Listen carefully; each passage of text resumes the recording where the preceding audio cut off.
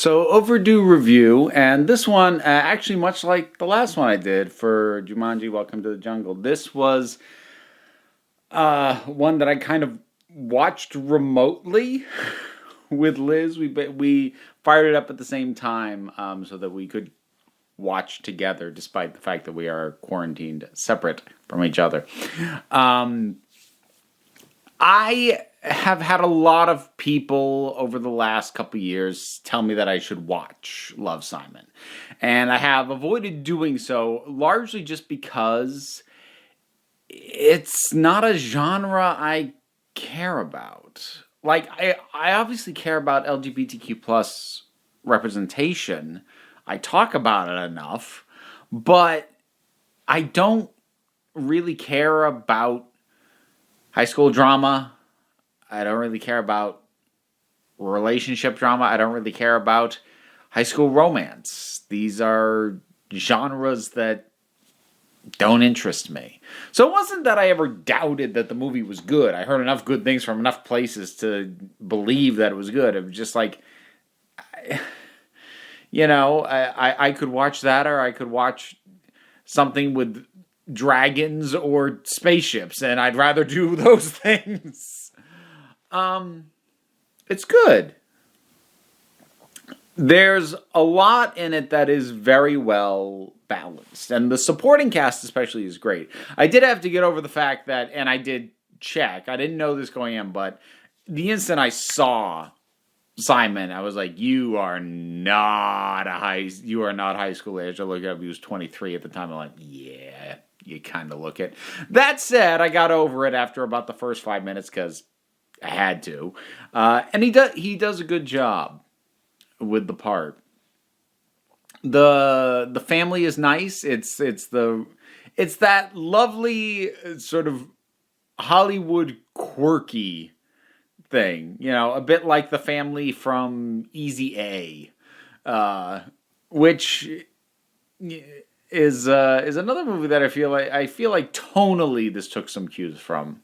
But anyways, so they're nice and they're fun, and then the friends that's a good dynamic. I like that there is one friend who's been part of the group for less amount of time, and I like that actually kind of comes into play with some of the things that went on. It's nice that it's not just a group of friends who have known each other forever, or just a group of people who have only known each other for a little bit. Like, it's a mix, like you have.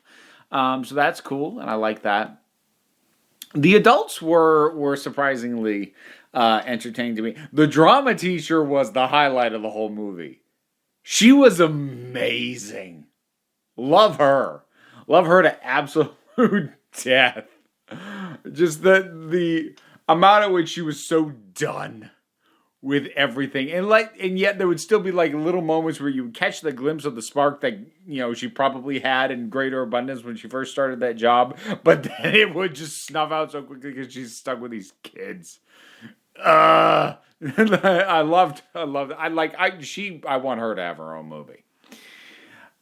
And I like that it did a surprisingly good job of creating a current day coming out story, because this wasn't like something I'd ever actually asked anyone, but I do remember thinking in the back of my head, when I first heard about this coming out, like, do coming out stories still work? And that's not that I don't believe that people still have to come out, and I don't believe that people have reasons to be closeted. It's just that in entertainment and pop culture, at least, it's been the norm for such a while that characters are able to come out and be out. And it felt weird to base a story around someone who felt they couldn't. It felt oddly retrograde in a way. That's just on premise, not in execution. And execution is pretty well done. It does a good job through the emails from Simon. I'm not going to go over the story, and this has been out for a few years. I'm just going to talk about the movie. The emails between Simon and Blue, and the way in which they express, what it is that's holding them back. Thinking everything from, I can just wait till college and it's a clean slate and I don't have to worry about, having to sit down and tell all these people, why do we have to do this? Why doesn't anyone have to come out as straight? And there's this wonderful little fantasy sequence of all these people having to come out as straight to their parents, which that was great. Dug the heck out of that. And it does a good job of contextualizing the fear in the modern age without doing what would have been the very obvious thing, which would have been to place it in a setting or in a family that was obviously not going to be accepting. And that wasn't the case, yet the fear is still there. Summed up very well by Simon himself at the end, saying coming out meant showing the world who I am. And whether you're gay or not, doing that is scary, because what if the world doesn't like who you are? And that did a really good job of sort of universalizing the whole idea of coming out. So that was good. I also liked that I don't think it's uncommon for these kinds of stories where a lead character has a big secret that they're keeping from friends, that the revelation of that secret ends up hurting their friends in some way. I feel like most of the time, though, it's just a contrived, why couldn't you tell us we thought we were your friends thing. This doesn't do that. This is more smartly written than that, because it has legitimate damage that has happened. But more importantly, it's not damage caused by the secret. It's damage caused by the lies Simon told in defense of that secret. And that actually, I think, is a very important distinction and is very well handled here, because it very well could have been a case of just their butt hurt because he didn't tell them, or that somehow the idea that he was gay was what made it weird. Like, no, dude, it's these things you did trying to cover the lie. And that felt very true and very accurate. I do have a problem with the movie, and that problem has a name, and that name is Martin. I could not stand Martin. And I say that understanding that you're not actually supposed to like him, but there is a difference between not liking a character and not being able to stand it when they are on the screen. I couldn't stand him. Like, this was way beyond the fact that he was kind of an antagonistic problem of a character, problem for Simon. That's what he is narratively, but as a human being, I did not want to ever see his face. I understood why he was there. I understood what his plot function was. I really didn't care. I wanted him gone. I wanted him gone the instant he opened his mouth. Very first time I saw him, I'm like, you need to go away. And then once I realized how much he was going to get embroiled and everything, I was like, no, God, no, not this friggin' guy. And honestly, I found it insulting, the scene in the Waffle House where his whole shtick that he's going with Abby, and thank God that didn't pan out, but just that one scene where he stands up and humiliates her